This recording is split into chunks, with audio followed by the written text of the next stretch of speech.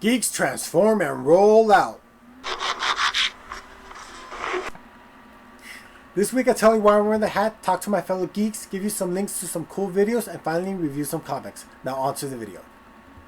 So I bought this hat about 2 years ago and I've only worn it once. So to justify my foolish but cool purchase, I decided to wear it for the entirety of this video, and even though I'm not going to be talking about Transformers at all. So now on to my fellow geeks. Steph, I promise you I'm going to watch Metalopolis. It's the next thing on my list. Either we're going to have a marathon and I'm going to bring the superhero ice cream, or I'm going to track it down on my own, but I swear to you on the stack of comics, it's the next thing I'm going to catch up on. By the way guys, Steph had an awesome epic rant on people who are mean to cosplayers. Everyone should watch it, and Luco added to it, so I'm just going to quickly chime in, and that is by saying, if all you can tell someone is you're not the right height, you're not the right ethnicity, you're not the right body shape, etc., for a certain character, all I can say to that is, really?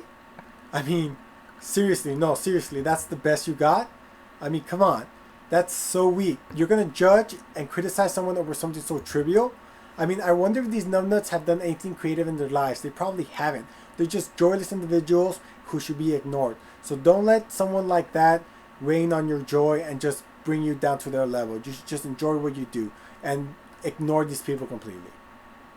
So Pyro was handing out Awesome Sauce this week. I suggest you all go to her video for those. This is not a limited offer. Awesome Sauce will not expire, and it is tasty and everything. So to quickly answer Lulico's question of what would prevent you from cosplaying, I'm going to go with money, and I can't sew. I mean, my entertainment budget is pretty much stretched thin. I collect comic books weekly, so I really can't afford another habit. And really, I can't sew either. So, but maybe one day if I have more time and more money, I will take up sewing and maybe I'll cosplay one day. Finally, we come to Nikki's awesome question of what fandom would we like to live in. And at first I was leaning towards one of the Whedonverse, but then I realized I'm one of those characters Whedon would love to kill, so I would not feel safe there at all. Then I thought maybe Star Wars. I want to live in the future and get my hands on a lightsaber, but I'm kind of clumsy, so that might not work out for me. And then Pyre brought up a good point about the DCU where there's a lot of collateral damage. My stuff would be broken all the time. But I assure you, Pyro, that if Superman broke your car, you would either fix it or fly you places. Point is, as I started to think about the answer more, I was realizing us geeks really like Dangerous Worlds. We really love reading that kind of stuff. But that's part of the fun. So to answer the question, and since I would rather burn out than fade away, I'm going to go with Ghostbusters. But only if I can be one. After all, Winston Sedimore just walked in and became one. I can do that too. Plus, I ain't afraid no ghost. Either that one or Star Trek, because I'm a big space nerd and I want to boldly go where no man has gone before. I meet Green Woman. Now on to the video segment. Here's some videos I stumbled across that are very awesome. You guys should check out. There will be links to all of these below. Starting with Batman Puppetmaster. It's set in Nolan's universe where Detective Nigma, the Riddler, has been brought in to investigate Batman. The production values for a fan film were very impressive, and the story was not half bad. Even if it's not plausible in Nolan's universe, it's still very entertaining, and I definitely recommend you guys should watch it. It's about 15 minutes long. Next, Who Misses Stephanie Brown, aka Spoiler, aka Robin, aka Batgirl. Me, that's who. The full trailer for our web series has been released recently. You should watch it because they definitely have a fan in me. I'm highly anticipating the series because I really miss Stephanie Brown. Finally, a Batman love song titled Batman Maybe. That's all I'm going to say about it. Now on to the comics. This week we're reviewing Batman issue 12, written by Scott Snyder and art by Becky Cloonan and Andy Clark. And this issue introduces you to a new character named Harper Row, who lives in a bad part of Gotham called the Narrows and is the city's electric engineer. She lives with her brother Cullen, who's getting beaten up because he's gay. One day when they're both being attacked because of this, Batman steps in to stop it and Harper becomes a little obsessed with him. So Snyder once again delivers a strong issue, setting up this cool, strong, smart female character. I definitely want to know more about her, and they tease that she might become very important later in the future.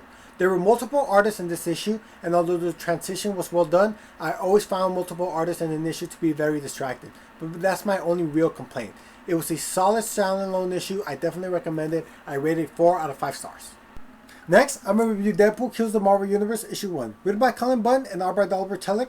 This issue is about Deadpool being taken to the insane asylum and having his mind messed with by Psycho Man. When something goes wrong with the experiment, Deadpool snaps and now he's set to kill the entire Marvel Universe.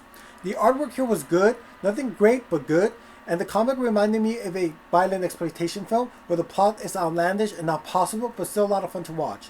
If you're looking for a complicated plot and looking for Wade's regular humor, this is not the comic for you. This is mostly about how Deadpool's going to go about killing the rest of the heroes, but it's still fun and entertaining to see. With that said, for $2.99, you really can't go that much wrong with it, but it's not a must pick up either, so I rated 3.5 out of 5 stars. Next, Mighty Thor issue 18, written by Matt Fraction and Kieran Gillian, art by Alan Davis. And this issue is the prologue to the crossover with Journey into Mystery titled Everything Burns. In Brockton, Oklahoma, there are fires that are being set that can be put out, and birds are spontaneously bursting into flames and dropping from the sky.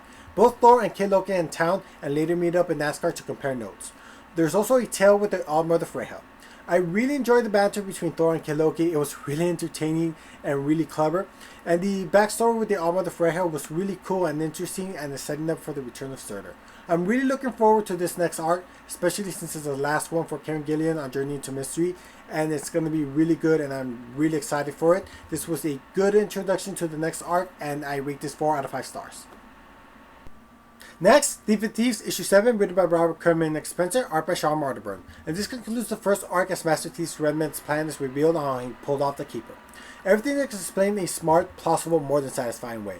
I know I'm being vague, but I hate spoilers, and I want anybody who reads this for the first time to enjoy every twist and turn Kirkman and Spencer provide. This was an amazing comic. Seriously, all the other issues were leading up to the last two, and they were executed perfectly. The trade for this is set to come out in September, and I would highly recommend it to anybody who likes heist films. It's a great comic, and I can't wait for the next arc. I rate this 5 out of 5 stars. That does it for me this week, but before I go, I would like to say how sad I was to hear about the recent passing of Joe Kubert, who was an amazing comic book artist, and he will be missed. Now, if you have any questions for me, remarks, anything in particular you'd like me to review, leave them in the comments below. Should I keep the hat or should I not? Do people like the hat? Let me know that too. Remember to subscribe and check out the other more awesome geeks of the week. I will be back next week. Stay geeky.